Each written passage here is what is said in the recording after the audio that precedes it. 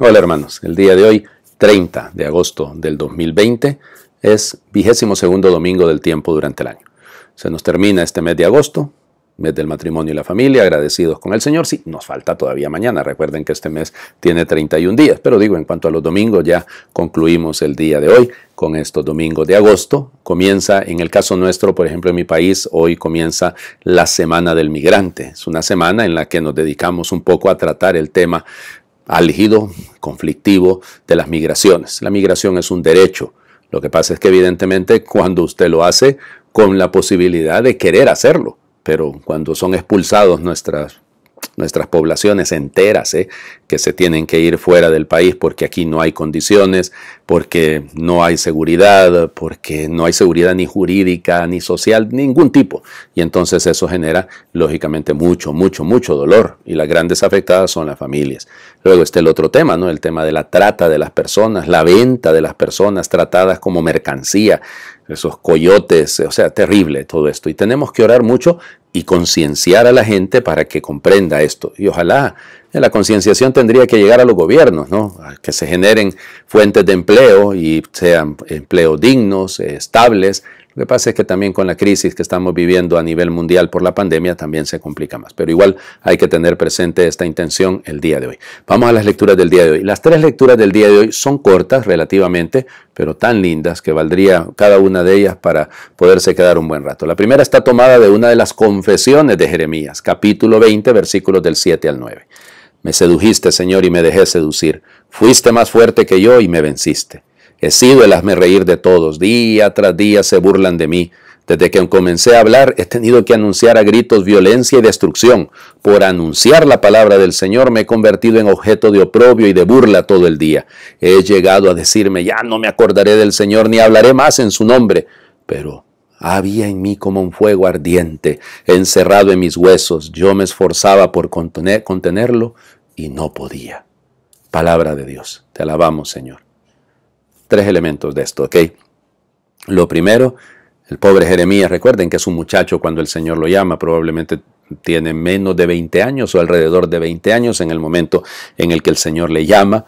Y es fuerte. La primera lectura de ayer, de la memoria de San Juan Bautista, era muy dura. Nosotros hemos hecho la de 1 Corintios, pero también se podía hacer esa de Jeremías durísima. Si les tienes miedo, yo te voy a meter miedo de ellos, le dice el Señor, cuando Jeremías se quiere resistir a hablar. Pero es esto, ¿no? Es el Señor que me sedujo. O sea, fíjense que la traducción, esto de me sedujiste, se puede traducir me engañaste. O sea, el Señor como que le juega una pasada a Jeremías y claro, qué bonito que vas a hablar en mi lugar, vas a ser mi representante, vas a ser el profeta. Sí, pero si vieran cuando el profeta es verdadero, el profeta falso, lógico, dice las cosas que la gente quiere escuchar y sobre todo los poderosos, son los que están cerca de los que gobiernan, los que les encanta la prosperidad. Pero no, el que vive realmente el Evangelio y el que vive siendo testigo del Señor, termina siendo el hazmerreír, las burlas, el oprobio. Todo el día se burlan de mí, segunda cosa. Ay de ustedes cuando los hombres los bendigan y los alaben, dice el Señor Jesús. Bueno, está claro. No es que vamos a buscar, no somos masoquistas, ¿verdad? Ay, pero claro, ¿a quién no le gusta ser popular? ¿A quién no le gusta que le den likes en sus publicaciones? Pero eso no sirve en absolutamente nada si realmente no estamos hablando lo que quiere el Señor que digamos. Cuesta, siempre es un riesgo, porque tenemos esa mentalidad muy mundana. Pero la tercera cosa es clave. Aunque dice Jeremías, yo ya no quería hablar de él, yo ya no quería acordarme del Señor literalmente, pero algo me quemaba por dentro. Y eso es lo que dice, encerrado en mis huesos, yo me esforzaba por contenerlo y no podía. El que es verdaderamente llamado por Dios experimenta eso. Se lo digo con conocimiento de causa porque lo he visto y lo he sentido. A veces da ganas, como diríamos, de tirar la toalla. Cuando uno ya mira, ay Dios mío, es que esto no cambia, esto no mejora. ¿De qué sirve lo que hago? ¿De qué sirve? Ay, es que acaso es que es lo que tú haces, es lo que tú vales. No, hay que ir al Evangelio para entender mejor esto, ¿no? Pero antes pasemos por la carta a los Romanos. ¿Se acuerdan que es lo que hemos estado leyendo las últimas semanas como segunda lectura? Los primeros 11 capítulos de la carta a los Romanos son un poco más teológicos. Acuérdense la cartita de presentación, la tarjeta de presentación de Pablo, presenta su teología a una comunidad a la que él quería ir, pero él nunca había estado en Roma. Ahora empieza la parte, llamémosle un poco más moral, la parte, no es que la moral no sea teología, claro que lo es, a lo que me refiero es un poco más práctica, si lo quieren así. Capítulo 12, versículos del 1 al 2. Hermanos, por la misericordia de Dios, que Dios les ha manifestado, los exhorto a que se ofrezcan ustedes mismos como una ofrenda viva, santa y agradable a Dios, porque en esto consiste el verdadero culto. No se dejen transformar por los criterios de este mundo, sino dejen que una nueva manera de pensar los transforme internamente, para que sepan distinguir cuál es la voluntad de Dios, es decir, lo que es bueno, lo que le agrada, lo perfecto. Palabra de Dios. Te alabamos, Señor. Perdón que hice algunas pausas ahí, pero fue que me quedé un poco dudando por lo de la traducción. Y no es que no lo había leído, claro que lo había leído, pero en lo que iba leyendo me sentí que había algo, que faltaba ahí algo, pero no, realmente era así tal cual. 3 cosas también con esto. La primera de ellas, fíjense, Pablo dice, les exhorto, o sea, lo que les pido, les animo a que vivan ustedes como algunas traducciones van a decir eso, hostia viva. Imagínense una hostia. O sea, es sagrada, ¿no? Es el cuerpo de Cristo. Bueno, usted también y yo. Hostia, hombre, de ofrenda. Evidentemente que en España, ya ven, eso pasa a menudo, ¿no? Las blasfemias. Y entonces eso, ahora decir una hostia es decir que le dan un golpe a uno. Es la estupidez más grande sobre la faz de la tierra. Pero ese es el mundo precisamente blasfemo y por eso pasa. En el francés ocurre también en el inglés. En fin, aquí el tema es este. ¿Qué es lo que se espera de esta ofrenda? Fíjense, primero, viva. Eso, o sea, claro, somos presencia realmente vivos para los demás. Están predicando un Cristo muerto, no vamos para ninguna parte. Santa, agradable. Qué lindo esto. Ese es un proyecto de vida completamente. Usted debe presentarse. O sea, esa es su carta de presentación. Y yo también. Para todos tenemos que ser presencia de Dios. Por eso, una ofrenda, una hostia viva, santa y agradable. Segunda cosa. Perdón, y dice, eso es el verdadero culto. Ay, padre, pero el culto no es... Bueno, en el mundo de los hermanos separados hablan de cultos. No, nosotros evidentemente de la Eucaristía, pero sí es lo mismo, pues. O sea, somos lo que comemos. Ajá, y si yo comulgo, si yo como a Cristo, ¿en quién me tengo que transformar? En Él. Ese es el verdadero culto, pues. La verdadera misa se prolonga en la vida de la educación de los hijos, en la vida del trabajo, en la vida de la educación. Ese es el sentido.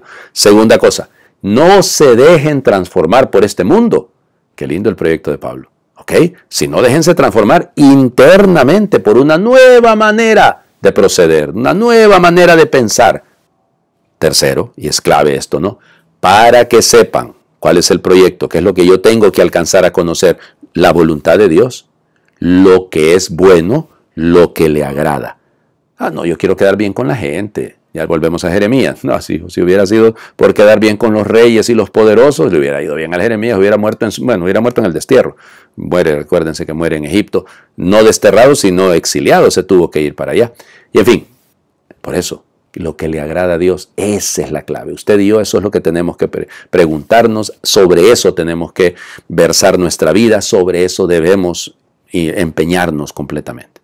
El Evangelio es la continuación del Evangelio del domingo pasado. ¿Se acuerdan? Tú eres Pedro y sobre esta piedra edificaré mi iglesia, Muy bien, lo que sigue, ¿no? Las posibilidades de lo que puede ocurrir en una persona en cuestión de segundos. Mateo capítulo 16, versículos del 21 al 27. En aquel tiempo comenzó Jesús a anunciar a sus discípulos que tenía que ir a Jerusalén para padecer allí mucho de parte de los ancianos, de los sumos sacerdotes y de los escribas, que tenía que ser condenado a muerte y resucitar al tercer día. Pedro se lo llevó aparte y trató de disuadirlo diciéndole, no lo permita Dios, Señor, eso no te puede suceder a ti. Pero Jesús se volvió a Pedro y le dijo, apártate de mí, Satanás, y no intentes hacerme tropezar en mi camino, porque tu modo de pensar no es el de Dios, sino el de los hombres.